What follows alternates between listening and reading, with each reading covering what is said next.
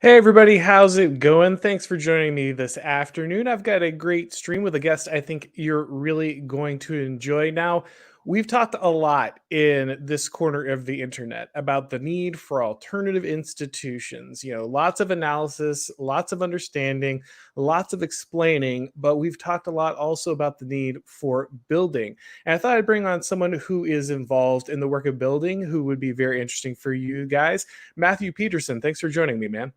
Hey, it's great to be here. Great admirer of your work. Oh, well, thank you very much. And I'm very glad that you're doing the work you're doing, which is why I wanted to have you on. I think it's so important to not just talk about all of the different things we're analyzing and all of the problems and everything about that, but also solutions. And you're somebody who has a lot going on, and we're going to get deep into that. But before we do, for people who are maybe a little less familiar with your work, could you give a little bit of background? Yeah, so 2 years ago, I moved from California to Texas. It was just a random occurrence. Taxes were lower, uh, and really came to Texas to found New Founding. And the goal of New Founding is really to be the venture studio we need to create the things we need, particularly in media, tech, and finance, but to solve some of the problems that that prevent, let's call it an aligned economy from emerging, and an aligned culture from emerging. And there's similar problems that lots of businesses face, and so we tackle those head on. We connect people, we connect talent, we connect capital, align investors to businesses. And we basically like created the venture studio that was like, let's try to do all the things, right? And really went to town in the last 2 years. And now we have some emerging, some things work, some things didn't work, but now we have kind of an emerging picture of of some things that really are working. And does that make sense? I mean, that may not be specific. I feel like probably some of the audience is like yes, and some is no. What are you talking about? But in venture, you're trying to build what you think is going to work and what's needed. And we felt like practically in the commercial cultural space, we need a new movement that is really in a way similar to ESG or social justice, that is struggling to break forth, moving in a different direction. And we want to birth that baby. So we'll get into a lot of that, but for people who are unfamiliar, what is your background in? Are you someone who's a businessman? Are you someone advertising, finance? Like where did you kind of build this skill set that's going to allow you to kind of move this forward? Yeah, exactly. So I was involved in a lot of media and politics. Really is my background. Hmm. And I'm very entrepreneurial along the way. Like I built little things here and there. So my role at New Founding is more on that side of things. Is to see the strategic positioning and to match to match the people together, and also just a general entrepreneurial general partner kind of thing where I come up with ideas and experiment. My background is varied. I mean, I started out wanting to save the world in education. Um, you may be familiar with this phenomenon. Yeah. And I was torn between going into politics, but I thought, people just go straight into politics. Like that's weird. I was smart enough to realize like that's not right. Something wrong with that. You got to do stuff. And so, but I was drawn to ideas, and so I was drawn to understand more about the founding and how to place it in terms of political philosophy. And I thought that shaping the university was very important. I still do, but I soon realized along the way, as I did other entrepreneurial things, that I had skills in communication and kind of communication strategy, and then doing a lot of online stuff from a very young age. I was sued well before that was a thing on Twitter. Before Twitter existed, I was sued. And I made money off of that too, because I was getting involved in journalism and consulting and doing all kinds of shady things. So anyway, along the way, I would go do these more entrepreneurial things, and I'd say media and politics and consulting, and then I was still in education. until I realized that, much too late, I wish I had realized it sooner, that there really wasn't an end game there, because the only way to change education is to be in charge and wield power from the top. You're certainly not going to do that from the bottom by convincing anyone. And that means you got to be on a board or a president, right? Or, administrator who is very good friends with the board and president. And as soon as I realized that the hard way in microcosm, I was like, I'm done. I'm done with this. Like, this doesn't make any sense. Plus, the world's falling apart. And so so politics and media with a kind of crazy varied experience in between, and this academic background that I slowly left behind. Excellent. So I'm going to pitch you a few softballs. They may seem obvious, but I feel like there are still a lot of people who aren't completely on board or don't completely understand the essential nature of kind of this approach. So we'll start from that zoomed out view, and then we'll kind of move in and get more specific. So why do we need this approach? Why don't we just win an election and like have a president and pass some bills, and then we can just get back to kind of the 1950s? Like, why is it essential to have this all-encompassing approach, or this approach where you are looking at commercialization, networking, all these different things? Why don't we just have this political solution that kind of puts everything back on track? Yeah, well, the short answer is because you live in a system that is so corrupt, that corruption is what it is normalized and what it's become. No politician is going to save you at this point. No. I like to tell conservative audiences, Donald Trump or Ron DeSantis, neither of them are going to save you. Put them in the White House tomorrow. And the reason for that is that you have an apparatus that has changed over a very long period of time. In some cases, sometimes slowly and then suddenly. But it's a system that's encrusted. It's enthroned. It's enshrined. And in that system, how power flows is just not really directly related to who comes into that office. And so I still think those things are important. I don't discount them. I'm not someone who says, oh, well, it's all over. But the party is a vehicle to be used, political parties, and politicians, frankly, for the most part, are going to be pushed forward. They're going to be symbolic of the actual flow of power and victory and the real battle, almost at the end of that, right? Almost like a bobber on the current. Like, that's the politics, So I've just come to the conclusion that the system is set up in such a way that they don't have the ability they don't have a magic wand to wave. I consider myself someone, I guess I know a lot of people in that world and formally studied it, even if that matters, which it doesn't. But also, also have examined it over the experience. I've interacted with this system. So there's no way you solve the problem with law at this point, when law has shaped something that's bigger than law, which is the contours of the entire, let's call it the actual constitution of the regime, the actual form or structure of the society in which you live, has calcified into something that cannot be changed by moving politicians around. Yeah, I think that's really important for people to hear. Again, it may feel obvious to some of us, but it's really essential. I think when people, it's especially because of the nature, I think, of like political talk radio and TV and that kind of things. The horse race thing is just, well, focus on the candidate, focus on the details, look at the polling. Oh, let's get to the next cycle of issues. Let's zoom in on this next thing. It's so easy to get swept up in that. That's what kind of churns and burns in the news media. But that's not the focus. Like you said, no politician is going to come in and sweep in and save you. And that doesn't mean it doesn't matter who's in the White House or who's getting elected. And it doesn't mean that law doesn't have a role. But the really essential thing that I think you pointed out there is that law in and of itself, even if you could get those passed, which I think the Republicans have proven they're not very good at, but even if they could move the ball in that direction, what you don't control are all these things that are part of the system but are outside of the direct apparatus. You don't control the actual implementation of that law once it's passed. And so it's really key, I think, for conservatives and those on the right to understand that opposition is not simply one or two bills away, an election away, a news cycle away. It's a long process. It's something that's involved. It's something that's complicated. And that doesn't mean it's not winnable, but it means that you need to shift your priorities and your understanding and your outlook if you want to win. This is a lifelong project, not a 2-year election where you can just go back to what you were doing before and ignore it once you're done.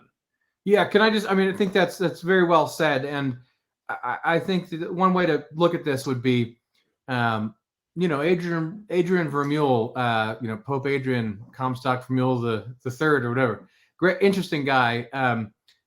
He was a law professor, right? If your audience doesn't know him, and he does. I mean, I disagree with him on some things, but he makes a great point about the power of the administrative state. I would say right now, more important than any law being passed by far. I mean, 1,000-fold. I would trade us not passing a law, or possibly even electing any politician to electable federal office, putting anyone in power. I would trade both those things, electing a law or putting anyone in the political offices in the plum book for the federal government, for one thing, and that's control over everyone else who works in the federal government. Yeah. Right. I mean, if you took all the employees of the administrative state, similar in a state government, if you took all the employees in the educational system, K through 12 in a state, and the state university system, and you put them in with people who thought rightly about these things, that would be far more powerful than passing any damn law. You wouldn't need to pass the law. Laws would take care of themselves, or they just resist the law and do it. So, I mean, that's the way to think about it, because right now, it's not very clear. It's not very clear. What do you do? What do you do when you come in and you're in charge of this ship now? You're the captain of the ship. Here's the captain's quarters. Here's the 3 people who work for you. Everyone else here works on the ship too, but actually they all hate you and won't do what you say. Yeah, exactly. That's something that I think, the Trump administration learned in a very visceral way. And, I've talked to guys like Andrew Klosser, and it's clear that that lesson was learned, which is good. There are people thinking about how to solve that problem now. Hopefully the next time someone gets a crack at that, it won't look the same way, because that will have been considered and there'll be a plan in place. Yeah. But it's a very difficult problem on a lot of levels, because even if you're aware of the issue, and even if you want to set up the mechanisms to fire bureaucrats and properly vet things and get people passed and that kind of stuff, what you're really looking at is an apparatus that is so large that it's difficult to overcome, because you might be able to have some control over hiring and firing, but you don't have control of the education mechanism. So the people who are certified, who are qualified, who have the credentials to become these administrators and these bureaucrats are steeped deeply in the ideology of your enemies. You don't have the ability to control the legal system outside of it. So anyone serving inside the administration could basically be opening themselves up for endless lawsuits and testimony in front of Congress, because it's very clear that the left is more than willing to basically imprison any of its political enemies. It has the option to, while the right just kind of twiddles its thumbs and complains about candidate quality.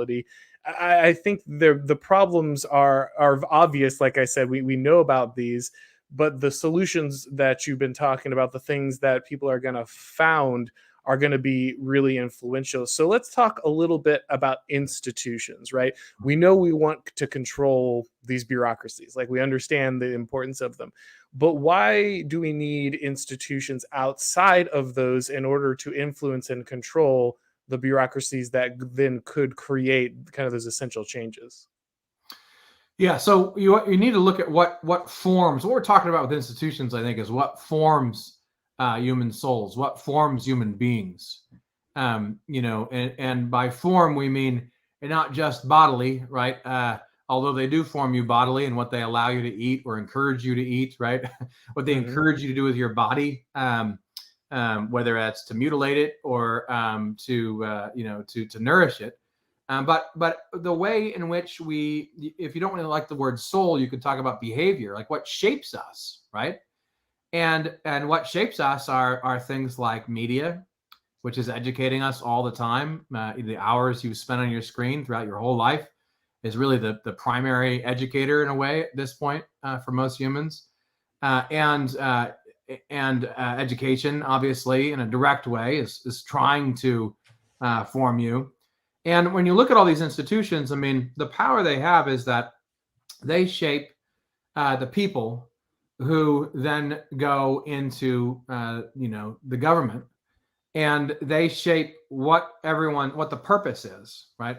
What are you trying to accomplish with power, and how does power masquerade itself often and tell you that it's, well, this is really for the sake of the common good? Because look, no one ever says you need to support me because I need to have power, right? The way this works is similarly with and this isn't even very cynical or Machiavellian. I think it's just true. You can have different takes on human nature, but no one ever gives a tip when it comes to corruption or whatever to the hotline because of the common good. They do it because they hate that bastard over there. No one gets in trouble in our society right now for breaking the law because they just randomly happen to found to be bad. It's that they're in a power war with someone else, right? And then they leak it. That's just the way. That's just the way these things work. So anyway, I mean, go back to your question. I mean, these institutions are what shape the goal, what the purpose is. And you don't, if you're really just about power or your own self-interest, which is something every human being has within them, the desire for just to defend themselves, you're always going to have to make an argument for justice or an argument for why this is good for everybody, right? And you can't just say it's good for me. That's pure tyranny. Everyone recognizes it as such, and then you got a legitimacy problem. So all these institutions shape that debate. They shape what we think we're trying to achieve in common and who we are as human beings. And the idea that you can just, you can waltz in with a couple of politicians at the top of the federal apparatus and solve the problem is sort of crazy. Like, that may have caused the problem over a long period of time. Over a long period of time, you may be able to, or maybe you could speed that up somehow if you take more power. But you can rearrange that. But you're talking about the way human beings think about themselves, what they think their purpose is, how they live their lives every day. You have to go to these other institutions, and if they're controlled by people who you radically disagree with about these things, then you got a real problem, and that's the problem we face.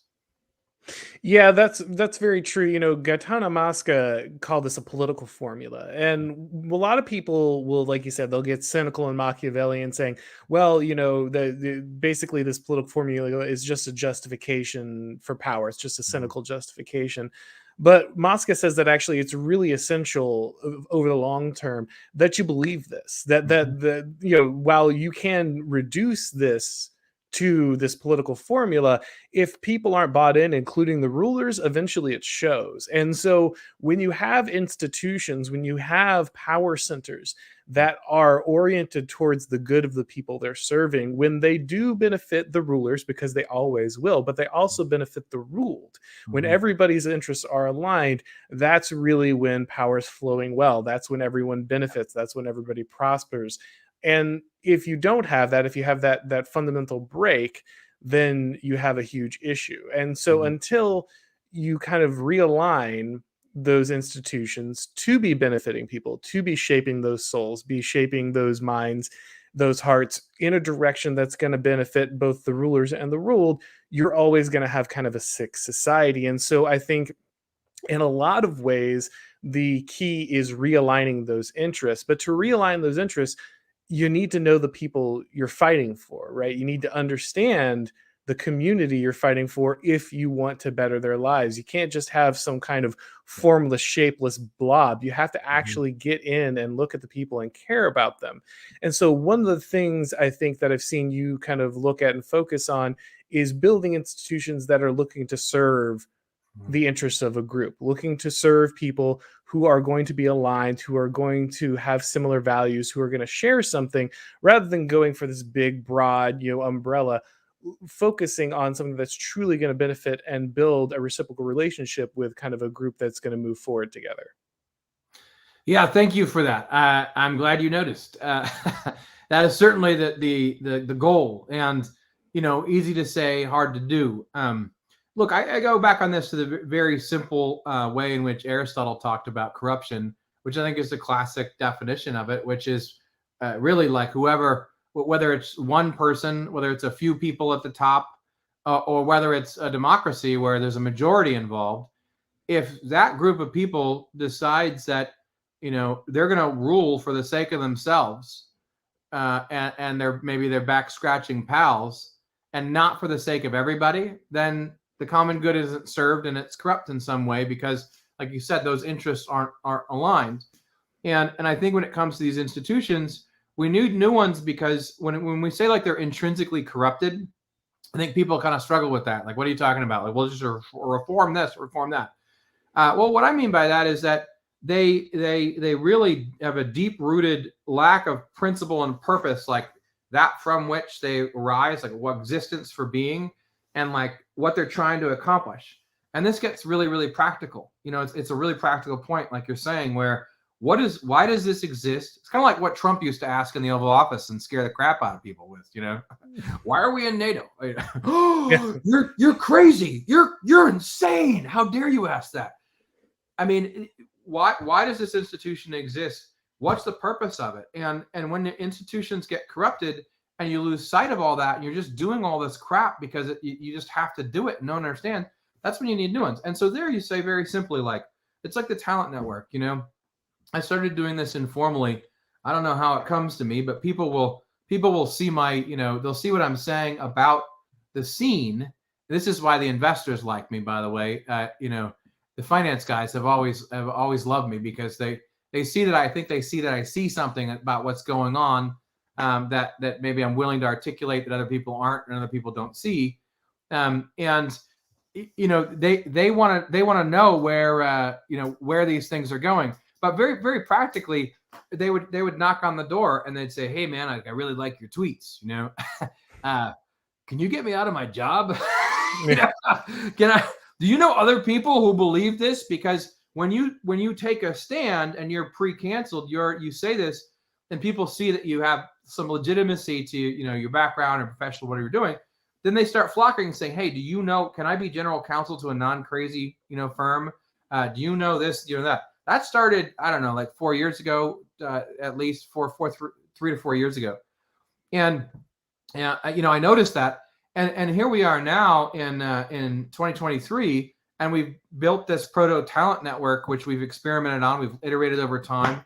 And, I don't do the details. There's some great tech guys who also went through woke companies, and they understand hiring process.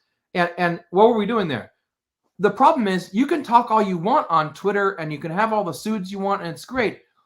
These people need to get out from under woke capital. How are they going to do that? Right? I mean, how do they live a better life? Well, the problem is they need to know, like, where else can I work? Where else can I use my talents? So let's create an in-between, network where they sign up, and we go to also the businesses who want them, and we use our network to quietly build that, and just allow people to get out from under woke capital and build things with like-minded people. And to me, it's one of these things where, I don't know, I'm probably a psycho in this way, because some people always like, what do you want to do, Matt? I always end up doing what I think needs to be done. We need to figure it out. And so the talent network is one simple way in which I say, look, we got to connect these people. Let's figure this out. And that will move the ball forward, I believe, in ways that go far beyond what most politicians are talking about. Yeah, I agree with that so much. I would trade a large number of theoretical political victories for a reliable alternative network of employment for people willing to stick their necks out there, right? Like, I had this conversation so many times with people, and I was shocked, but I guess I'm not anymore. I would talk to people who, I have more opportunity to talk to people higher up and with more influence. And they would just say things like, well, everybody just needs to stand up and say the truth. And once they all, everyone has the courage of their convictions to speak out, then the whole thing will turn around. And I'm just like, guys, have you lost your mind? Like, have you been out in the real world in the last 5 to 10 years? I mean, people, forget the average worker. Guys, Papa John was fired from his own company. He was the face of the company. He was the Colonel Sanders of the company. His face is on the side of the product, and he got fired from his own company because he transgressed in some video somewhere. You really think some average guy who's a widget in some massive bureaucracy or company somewhere, is just gonna stand up and speak the truth and they're going to be fine? You can't ask people to charge machine gun nests if you don't have a plan for victory. One or two guys might be willing to walk into the firing line if they think that the rest of the guys are going to be able to move on. But if every single person who runs forward gets mowed down, then no one's going to go. You got to have a plan for people. And, I just don't understand how people think that, you've got guys like Jordan Peterson who, a lot of valuable things to say over time, but, are attacking, internet pseudonyms because, oh, well, you're not having the courage of your conviction. Well, guess what? The people in your country who did that and stood up, you hung them out to dry. They lost their jobs. They got their bank account seized. Like, that's not a way to encourage people. You've got to have an alternative network if you want people to have families, if you want people to build, if you want people to be involved in their community. They need a way to do that while also saying the truth. You can't have them destroy themselves and destroy their futures standing up to a movement that you're not willing to stand up to yourself. Oh yeah. I mean, yeah. Amen to all that. I mean, it's so true. And I don't understand. You have to be out of touch in some way. I get why like the think tankers on the right will not get it because they don't even know anything about what's going on. And I've worked it, I think the best right-leaning think tank, but it's not like this. But it's just very true. Like people who aren't in the scene, they're not talking or interacting to a lot of professionals. They just have no idea what's going on. At this point, you have to live under a rock not to see it. But you're so right, and it strikes me like it's really weird. It's also really weird how the rhetoric around this is kind of poisonous. Like kind of Jordan Peterson on one side saying, "Oh, ha, Suds, you're cowards," which is completely crazy. And then on the other side, like there are people who are like, "No, never come out, never just stay under the radar completely." And I kind of come in between them and say, "Guys, there's things we can do on both sides of this, right?" I mean. Of course, you're going to stay a Sud. You should protect yourself. I was a Sud before all this stuff. I can understand the value of it. And look, the founders of the country, if you're talking to a boomer, that's right. Tell them the founders were all Suds. Exactly. Because they were there. But so how do you solve that problem? And it's weird to me that people don't get it. It's not like you're a coward if let's take a couple different examples. Like let's say you're in like some kind of professional. Like a lawyer, and you're, compared to most people, you're doing pretty well, but you're still kind of paycheck to paycheck or not. You're not like, huge investor status. You're not like a partner in the firm, but you're up there. Let's say you're a doctor in the same way. Probably live in an urban area. You're doing pretty well. Maybe a little golden handcuffs going on, but you're doing all right. And you got a family, and let's say you're a Christian and you're pretty conservative, and you're in your mid 40s, right? And this all snuck up all around you. Well, what the hell do you want this guy to do? Yeah. Right? I mean, commit career suicide and say like, I disagree with all of your woke doctrine, and just like fall from the cliff, onto the ground. I mean, right. Well, he's got kids, the family. Like, where's he going to go? Where's he going to go work? How's it going to work? And what you see is that people are willing. The kind of people I'm talking about, they're not cowards. They're just trying to figure out, what do I do that's not insane here? Can I work with people who aren't losers, who are of equal talent? I'm willing to take a pay cut. I'm willing to move to a red state, but is this really feasible and possible? And then let's go even higher real quick. Because a lot of people will say this. I was talking about this with my buddy Matt Marsden the other day, and we both think it's so true. Like, you can't sit there and say like, I used to do this all the time. I still do it for some people. I think once you have over $500 million, like, I want you to say something. But there's this attitude we all have where you have FU money, right? And if you have FU money, why don't you do X, Y, and Z? But the reality of human existence is, it's not as if this is all cowardice either. If you have FU money, they are going to come F you if you go off the reservation. Yeah. You have a lot to lose. It's not as if, in fact, you probably have more to lose because they're going to care more about screwing you if you go off the reservation than they will somewhere else. So yes, you can go to war with them, the wealthier and more powerful you are, but then you have to count the cost. And then even if you're not a coward, you're just smart, you're thinking, is it worth it? Right? Is it worth it that I go off I throw everything away that I have position-wise because I say I support Donald Trump publicly? Is that worth it or not? Well, that's a legitimate question. It's a legitimate prudential question, right? So to me, it's like, what's reasonable here is how do we make it easier for all these people to take baby steps in the right direction? Yes. Yeah, no, I think that's huge. Like, it's if you really care about this, if you really want people to have the courage and convictions, build something that allows it. Build the safety net, build the network, create the, not to invoke the evil name of unions here, but create mutual aid societies where if someone gets canceled, someone loses their job, someone gets taken out, standing for something that you believe in. They're not just gone tomorrow. They're not homeless tomorrow. They're not just completely disappeared tomorrow. Create those networks where if someone has an option to exit, an option to escape, they can suddenly say, all right, I'm going to stand up and I'm going to say this because tomorrow, maybe I take that pay cut, maybe I make that move, but my kids will still eat because there's another giant job lined up with people who agree with me. And there's a way forward, that I can see. There's a line to victory where the pain, I may endure it, but there'll be something on the other side. It's not just martyrdom. It's not just jumping off the cliff, running into the machine gun fire.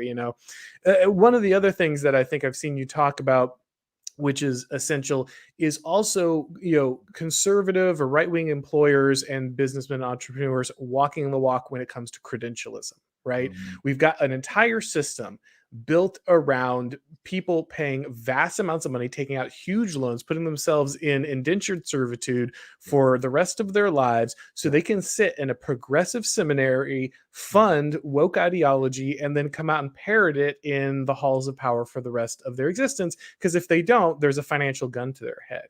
And if there's going to be any escape from this, then conservative businessmen, guys who are putting this stuff together, it's not enough to build the network. You need to have a system where you can vet and employ people who are willing, capable, able, trainable, but didn't devote themselves to this, didn't buy completely into this indoctrination system. And if you're not willing to do that, if you're not willing to take a chance on people who have the ability, but decided that maybe 8 years of piling money into this system and sitting in front of professors that hate them isn't worth it. Like, if you're not willing to engage with those people, then you're missing out on probably some of the best upcoming talent.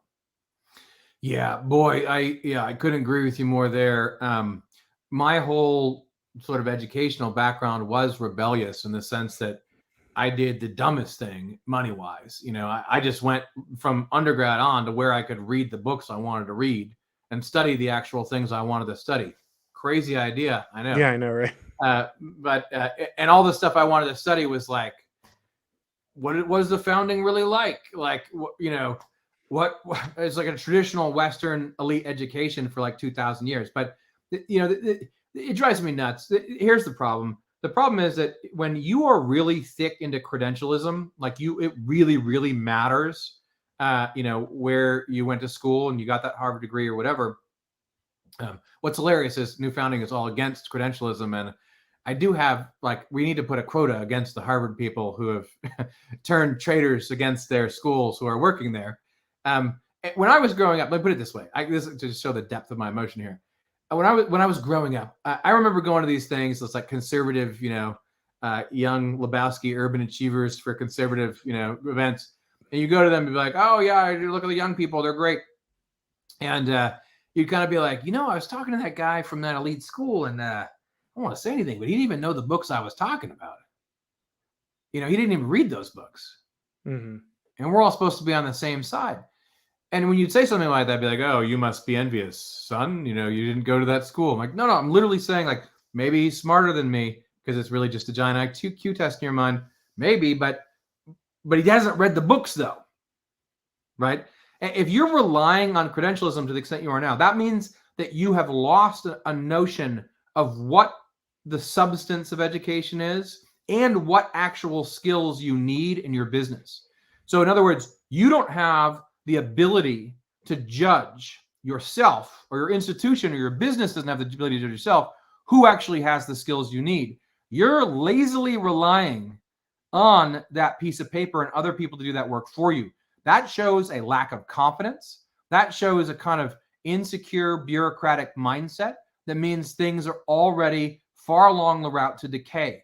And what I would say is, if I look back on the older people that I respected in my life, some of them had elite degrees, etc.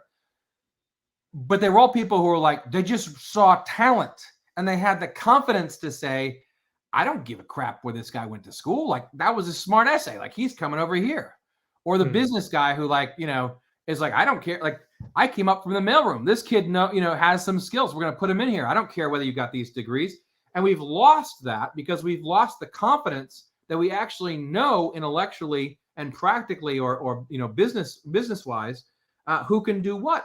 And so look, if you're a conservative, out there, and they're out there who's a CEO of a big company, you're going to have to do the work. You cannot, if you keep funding the system, it will destroy you. It will destroy your business. Maybe you'll be able to retire, but if you keep going by these degrees now and you don't get the message now, you're not going to get it. Now, there are people who do understand that, but they don't know what to do, right? Right. They're a CEO. They realize, like, everyone in marketing is all, I don't want to get in trouble. Everyone in these, I know they're all against me. They're all very woke. And I know the advertising agency is basically like pedo-Satanism. I get that, or maybe they don't, but we can make them aware of that. I mean, the worst people possible, they hate me. They give millions of dollars to everyone who hates me. And yet I'm giving a $50 million contract every year, right, to this advertising agency or to this law firm that persecutes my side and people who believe what I believe.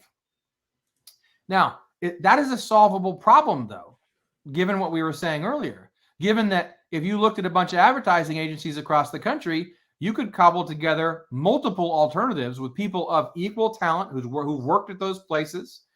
You could cobble together, law firms are already emerging of people, if you care about the credentials and all that, who have equal talent, who just would be the non-woke alternative. And that's what we have to actively build.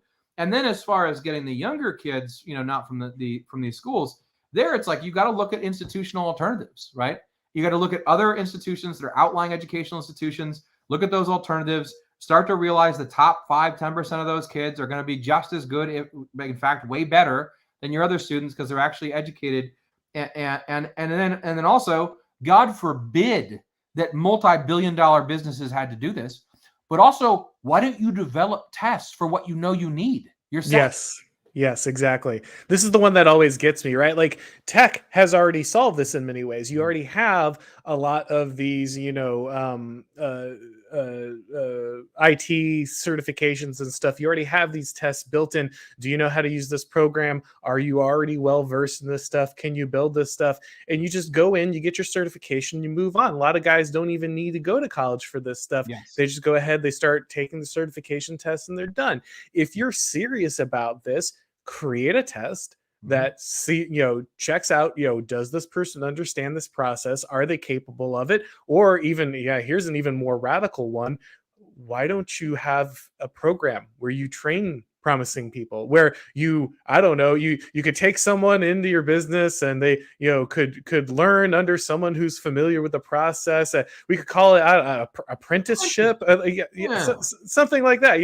It's a wild idea, never been tried before. But I'm willing to bet that, somewhere out there's a option for this. But it does drive me nuts when there's just this lazy and slavish acceptance. Like, as long as you are bought into this idea that you have to hire from an institution that is basically guaranteed to build a fifth column inside your own organization, you're just doomed. And like you said, it's an admission of incompetence, because what you're saying, what a lot of these people are saying is, I am not confident in my ability to vet management and B, find enough people who are themselves capable of identifying and installing talent inside my institution. They're saying basically, I need to offload all of this work onto institutions that hate me because I am incapable of finding people to do it myself. And that is just profound weakness.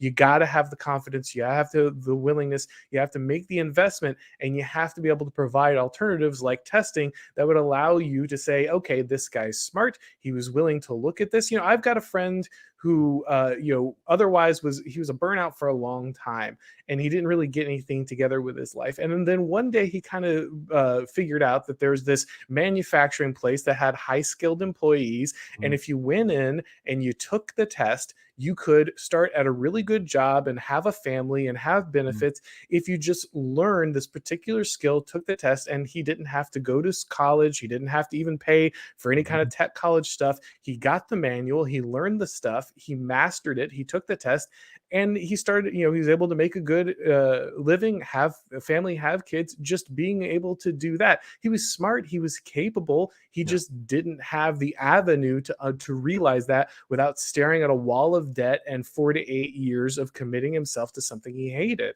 And you have to be able to provide alternatives like that if you want to go ahead and find people who aren't completely bought into this system. Yeah, no, and it's exactly right. I mean, I think one thing to pray on, because what I find works the best with, let's say, elites or people we need to convince, is not so much rational argument as shame. And they don't like being shamed because they think they're supposed to know this and they're supposed to be that, and they're more self-conscious than a lot of regular people. And so the shame should be, you don't have, like what you said in the beginning, you don't have the confidence to make this choice yourself. And I will tell you, it doesn't matter what field it is, whether any part of business, education, media, finance, whatever. Those old guys who are just like, who had, it's best if they have the elite degree, right? But they didn't give a crap about it. They just recognized talent and would take it wherever they were. The idea you could work yourself up through the mailroom, right? I mean, that is what's lacking. It's essential to shame them on it. And there are 1,000 routes to shortcut all this BS. And you pointed out a lot of them. I mean, apprenticeship. It's like Abraham Lincoln didn't go to law school, people. He studied some things and he worked with a lawyer, God forbid, to learn how to be a lawyer. Ultimately, that's how you learn anyway. We have to have law schools. That's insane. That's a cartel. That doesn't make any sense, especially now. Get rid of them all, like firing squad for all that. I mean, we can solve these problems by simplifying things in many ways. And of course, I don't want to idolize the past, but I do think back in my own family. I mean, I have a grandfather on one side who he got an associate's degree, pretty fancy, and went and ended up working for IBM the rest of his life, basically. And very engineer mind. He stayed solving the problems rather than moving up in management, even to the point of more money, because he liked to do that. And he was, I think about him a lot because he was very talented, right? And the peculiar smarts that he had, and he was able to utilize it and provide a life for his kids, even though he was the child of Swedish immigrants, right? On the other side, you got a farming family and out in the country, and my grandfather there was like the black sheep of the family. He ran away to California for a while. He had some time. Comes back, high school education. What does he do? He goes to a factory. He's able to provide for his family, and he's the guy who had that job for enough to get his retirement, and he's reading books about history and whatnot in his free time, right? Because he has leisure time. He's not the whole way in which the calculus that's being used here for prestige is also screwing us up, right? Because the idea of what a decent way of life means and is also been completely screwed up. And they're like Mike Rowe's whole thing, right? He's totally right on. Like, we don't respect people who actually can make things and do things that we all need to live. That's insane, So I don't even know where to begin with it, right? In some ways, but we have to take these small steps to delegitimize their system, and small steps to take on different facets of this and find things that actually work to just propel people forward into real jobs. And then third, I guess, is the last thing I said, which is really important, which is what you do a lot of, and we all try to do, which is just delegitimize their prestige, right? And just mock their credentialing system. It's like, you're so lame. You have to use this old system in a country of 350 million people with the same like elite schools that existed 300 years ago, here. You can't find another way, I mean, you have no other way to gauge talent. And meanwhile, look at these places. They're atrophying. They're cesspools. Yeah, I think a big thing there is the delegitimization, and I wanted to ask you about this because there are lots of arguments about entryism versus parallelism, right? Like, do you try to recapture these institutions? Do you long march your way back into the existing institutions, or can you build parallel? And if you do build parallel, how do you keep the existing institutions from basically just coming around and snuffing you out once you have some level of success? So I wanted to ask you about that. Do you feel like that it's an either or? Is it a both and? What is your strategy of entryism versus parallelism? So I was always inclined to the parallel, really my entire life, and was told that no, that's impossible. No, that's impossible. And now it's like, thank God for anyone who did it 10, 15 years ago, because everything they built is like the only thing you have. Right. So I tend towards it. On the other hand, of course, I have a modified pincer movement. I do think there are institutions and places that you can reform or take shots at. I would just say, like, there's a lot of it to me that's complete trash at this point, and no one should be wasting their time other than maybe like, it's like a behind enemy lines kind of recon and maybe you're doing some good there by taking a few kids out of the Ivy League schools a year or whatever. That's fine. But way less emphasis should be placed on that. Now, the institutions where you can reform or enter and do some damage do exist. And probably the best example of that is the state system if you're in a red state, right? I mean, I don't know if this is quite the long march. It will take a while if it's successful at all. But it would be open warfare, as DeSantis is doing, in Florida. Yeah. Where you're just saying, look, we're not giving up these institutions. This is our state. This is the red state mindset. This is the Florida blueprint. I'm going to put people on the board who I know have a sense of what education is and ought to be and are against all of your BS. And we're going to, I'll go to war and use that. And we're going to march through. Exactly. I don't know if that's what most people have in mind. They used to have in mind, like, we'll slowly reform and convince people from within. But if you mean like slowly take over in a place where you do have the upper hand, like a red state where there's a strong governor, absolutely. Now let's take the private sector. There, I think it's good. It's good for publicity's sake to attack like the Fortune 500 or Fortune 100 with the shareholder revolts on our side. God forbid we did that. To attack them publicly. I don't think though you're gonna really do much. Like Disney, for instance, are they gonna fire their creatives? Who are very interested in children? No, they're not. So they're the enemy. They're on a swan dive, I hope, into oblivion. We need to make sure that happens. But you're not gonna like slowly take over Disney. That's crazy, right? To my mind. Are there medium-sized companies though where it's still potentially could go either way? Absolutely. So to me, it's about realistically what can you reform and what is so far gone that it's just the enemy and needs to be destroyed. Yeah, I think that's a really good point, and this is why my argument continues to be for DeSantis in Florida, staying in Florida, is the essential work that can get done there, right? Like, I am very skeptical of the ability of entryism in the federal bureaucracy, like completely controlling and reforming those, at least at this point, seems almost impossible. But there is a real option of doing what DeSantis is doing in Florida, putting guys like Rufo on college boards and that kind of thing. That is something that he really can control. And you can start to get conservatives comfortable with the idea of we fire enemies and we hire friends. The end, right? Yeah. Like, because you actually have real control of the hiring and firing mechanism, and you can get people used to essential tactics that absolutely have to be taken if you want to go ahead and make any headway. Yeah, that I basically agree with that. I don't think I think there are some parts of the federal bureaucracy you could potentially, worm your way in or whatever, but you're not going to like take the whole thing over. Like you could do some good, but that's a different dynamic, very different dynamic than you have at the state level. And look, I think there's a ton that can be done if you have leaders that are willing to say what's required. And when you say like hiring and firing friends and enemies, everyone thinks today like this is some like radical, rebellious, thing. I think that's asinine. I mean, I think this is common sense. Like you're talking about people who disagree about such fundamental things that you can't really have a society with them long term. You're disagreeing about such radically fundamental things about what a human being is, what a family is, what a man is, what sexual relationships are, what a citizen is, what a nation is. You disagree about all that?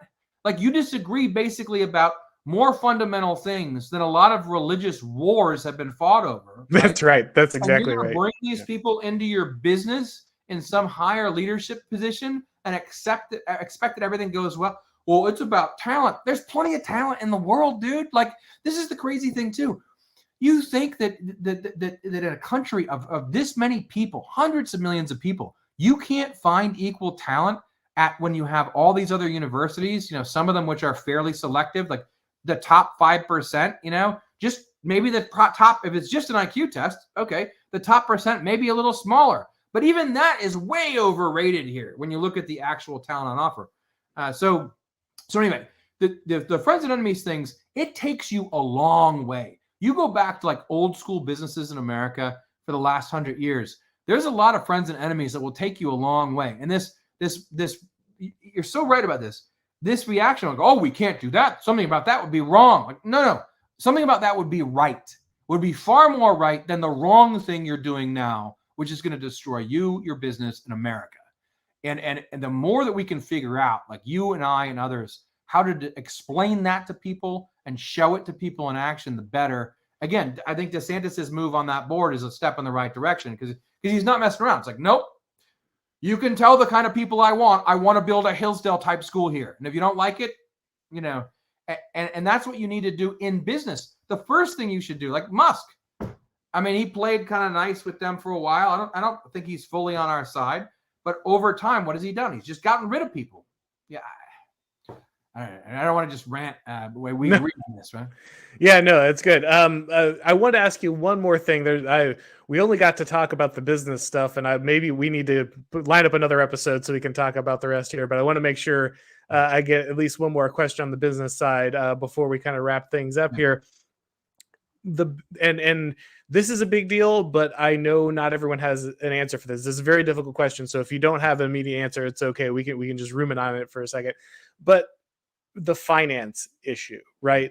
One of the biggest problems that I think a lot of people are looking at when you're looking at this business stuff is, yeah, you can do all this stuff, right? Like we can hire for the right people and we can build these networks and we can select for competence and for ideological alignment or just, shared values, whatever. We can do all this stuff. We can hire the canceled people and give them shelter.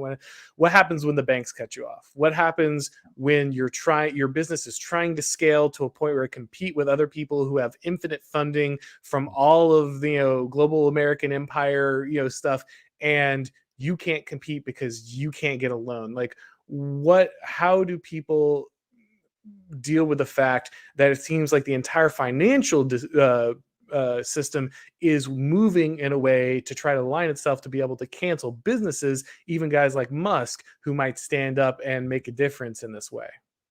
Yeah, no, I think that is one of the central questions I ask myself on a daily basis. It's one of the central questions that guides what I'm doing now, why I kind of threw everything to the wind in order to come and do what I'm doing now. And the simple answer in my mind is if we don't build that, it's done. And we still have some time. I don't think it's over. We have some window of time to build an economy within an economy that potentially could scale up fairly quickly. And I do believe that. But of course, that system is also incompetent, though. It's very powerful, but it's incompetent and it's sort of blundering, and it wants to die in some way. And this is the good thing about the techies, right? This is the good thing about the tech guys, like the actual disruption, like actual disrupt the world. That's what I want to do. Not the fake Silicon Valley, like, oh, we're going to disrupt this company. I want to disrupt that civic order, right? That commercial order that is now wielding outsized control throughout the world. And what I would say is, I think there's a window of time in order to build the elements and to separate people out who want to separate out, to build those financial structures. So, you know, and to me, it's a race. So, number one, like a good example that everyone does know about publicly is the states, right? The red states saying we're not gonna go with BlackRock anymore. Mm-hmm. We're not going to use these big investment vehicles. Well, what does that free up, right? It frees up billions of dollars potentially, say to 25 red states that could go now to large financial structures that are non-woke or that are on our side, and they start, you know, cycling the money around. Like I will say this as I don't know if a white pill, but it's something that is somewhat positive. These people, like, there's a lot of people who do realize this is a problem, who are in finance. Like, finance is the most black-pilled area of the elite sectors that I interact with, you know, and I've seen this for the last 5 years. It's much more likely that someone in finance, as opposed to media, even if they're a pontificator, or politics, God forbid, you know, they were all cucks anyway, or these other like tech, to understand how bad things are. But the people who are on our side in finance are like, oh yeah, dude, you know, this ship has sailed. If not, what can we do? Like before the end, you know, can we separate now? So I don't think it's over. You see the red states taking that step. That is freeing up. You see a lot of people behind the scenes trying to create the kind of investment banks. But the fundamental thing is, it's not just about the banking like everyone thinks, you know, which is the way they ultimately cut you off on the front end. That's what you see. It's, you need capital, right? You need investors as a group to be channeling money out from underwoke capital into businesses that are actually making money, right? Not American flag grifts or whatever. Like, you need real businesses that make things in America, right? That are aligned with investors who are aligned, and you need to get that money out from underwoke capital. And that is something that in our offices we're working on every day, both in microcosm and in like big picture. What do we do? And I don't have this, you know, there's no magic wand here solution. But I guess I'd just say, I think you're absolutely right that is a fundamental reality. And if we don't resolve that reality as soon as we can, I don't see a lot of, you know, it's time to go to Montana. All right, so we'll go ahead and leave it there for now. A lot more maybe to discuss on another episode, but we're hitting up to that hour. We have a few questions from the audience, so going to go ahead and run those through real quick.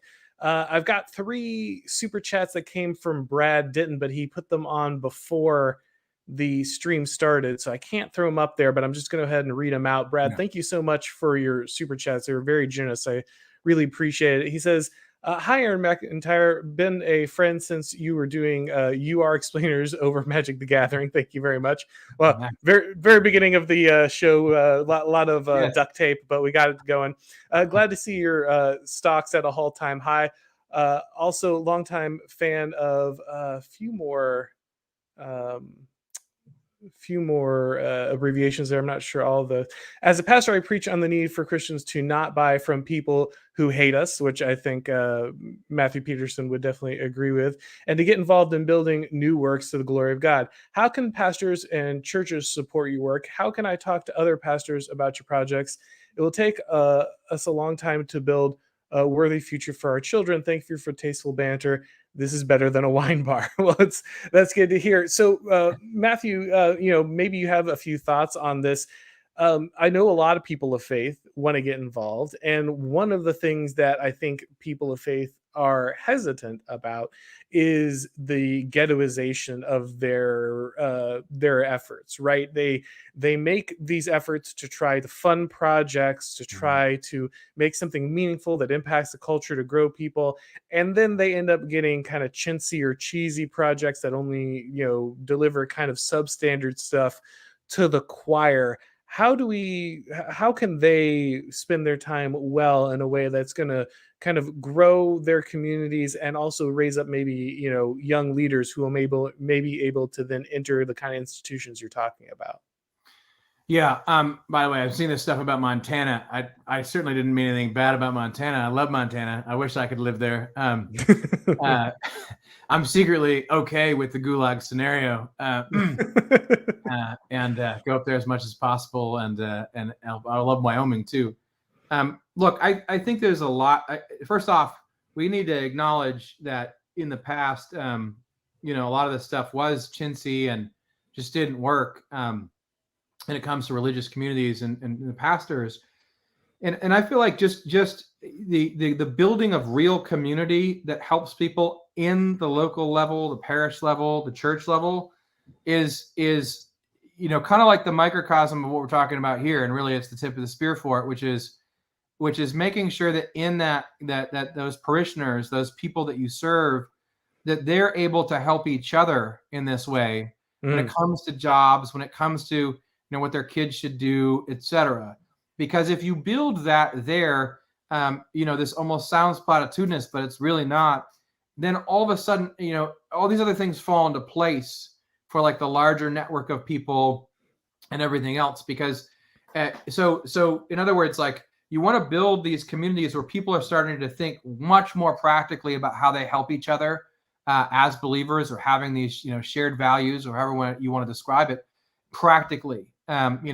Which might mean building a school, right? Which might mean making sure the church as a whole is trying to shape a school that allows for education. It may mean making sure that people feel comfortable talking about, their job situation within the church, right? There's someone they can talk to that's basically like their new founding type person who's going to sit there and say, what's going on? Like, oh, this company is woke, blah, blah. Should you fight it? Should you go? Are there other opportunities?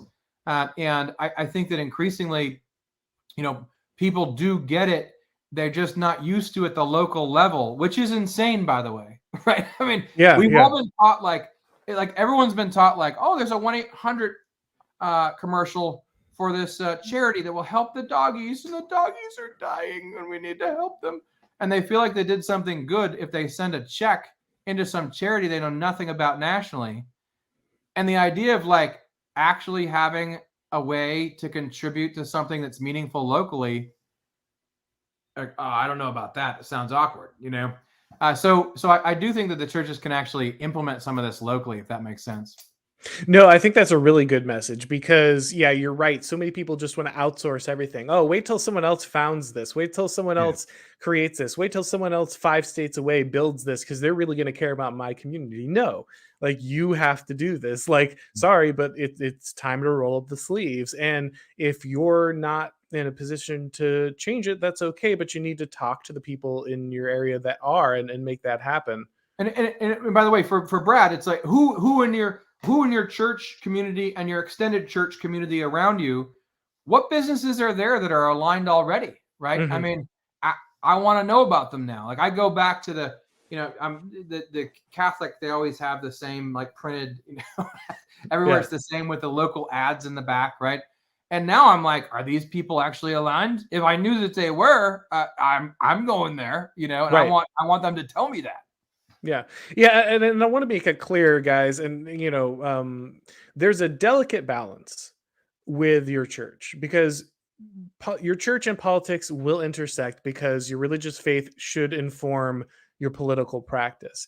But make sure you're not having your political practice dictate the honoring of your faith, right? Like it should flow from what God wants and the good of your community to then the manifestation of in your politics, not the other way around. And so even though you might have to discuss some level of politics because of just the nefarious nature of what's happening in the world today, remember to keep God and the community centered in your church. And I think that if you have a church that cares about people and is taking care of people and is finding jobs for members and supporting people and taking care of those who are maybe lost their job because they got canceled, that kind of thing, if your church is supporting people, then you will naturally be supporting people who also agree with you when it comes to this kind of stuff, but don't make that the prerequisite alone. Make sure that you're serving God and the community first, and I think that will naturally bring you to then supporting things that will manifest themselves positively in kind of the political The arena. way the way I put it really quick is exactly right. Is that serve God first, and then from that should arise a way of life that's very practical. Like you don't Hmm. have to call it political. It's not. I mean, it is political in like a really broad sense, but of like Aristotle's notion. But in the way most people use political, it's not political. This is about how you live your life Yep. practically because of your service to God. So in the church. Absolutely. Christian Smithers here, or sorry, Smitherman for $10. Thank you very much. The dissident right aren't conservatives since we don't want to conserve current culture. Let us be called builders instead. Few negative connotations for that term. I mean, yeah, the problem with conservative, and I tell this to conservatives all the time, is that we are no longer the movement that is trying to protect what exists now, right? What exists now is horrible. It's corrupt. It's decadent. It's hostile to a good way of life. And so the term conservative, just kind of has to go as attached. I use it because people understand it colloquially, but it's not a useful organizing tool. The same is true, I think, of actually the dissident right. While Mhm. it's useful as a kind of a loose collection to identify something very quickly, it's not a very good name. It's not a very good organizing principle. Builder, might have to work on that, but it has the right connotation, right? It has the right understanding of that foundation that you are creating to move forward. You're no longer there to conserve the corrupt system that's falling apart. You're assembling something that's going to be useful for the future, and I think that's what everyone needs to understand is powerful, and that's why I wanted to talk to someone like Michael, because I think he does understand that in a very profound way. Yeah, I mean, I love this comment, Christian. I mean, I struggle with this too because I just don't want to use the word conservative. Like I'll have editors insert it into what I'm writing. Yeah. Like I don't want to use that word anymore. On the other hand, we kind of have to sometimes. It just feels so. I feel so icky using it at this point. Yeah. But builder is what the connotation. I like that because I don't know if it's the word, but because it's not destroy, which is what everyone thinks. And some of my friends, even, and some maybe within myself, you just feel the desire to destroy what's out there, but that's not enough. And that's the whole point of New Founding and kind of my project, and everything we want to do to foster a new commercial cultural movement is you can't defeat a positive with a negative, right? And it can't be just destruction. What are we building for? What are we building? What's that thing that we're building that we have a broad-based vision of agreement on? That's you have to fight for something. So I love the vibe. Yeah.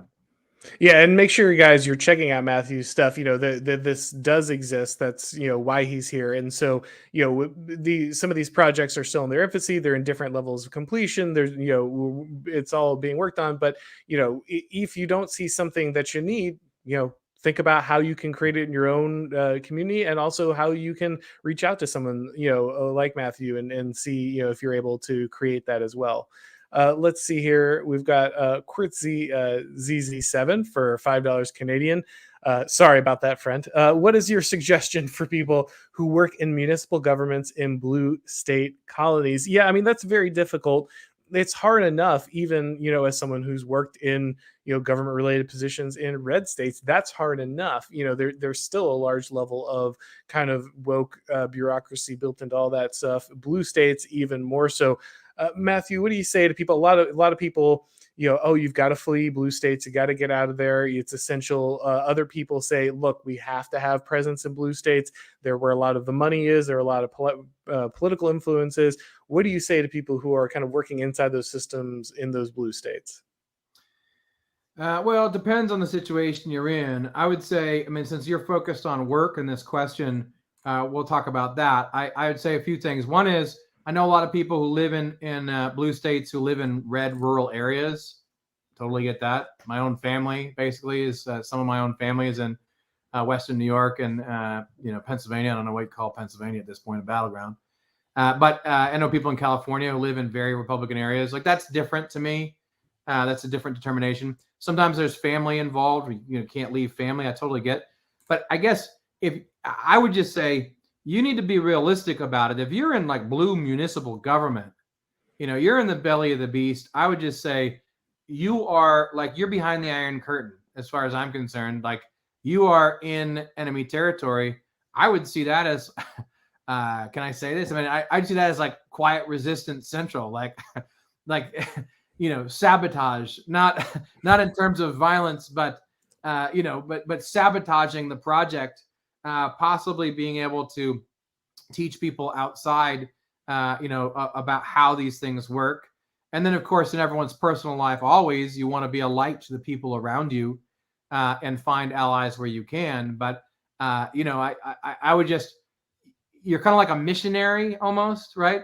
Or, a spy or an insurgent. I mean, that is really the way I would look at it. And you'd look at what people in those roles can accomplish and do. And some of those things are positive, like getting a bunch of dissenters together who quietly didn't realize they disagreed. And then you have like a sleeper cell that can potentially, do all kinds of interesting things, leak stuff, leak information to friendly press, like the Blaze, I mean, there's interesting things to do, but you have to be in the mindset of, I am behind enemy lines. I am in the belly of the beast. Now, Am I a missionary? Am I a spy? And am I an insurgent? Absolutely. No, that's an interesting take, and I think a good one. So yeah, that's a good answer.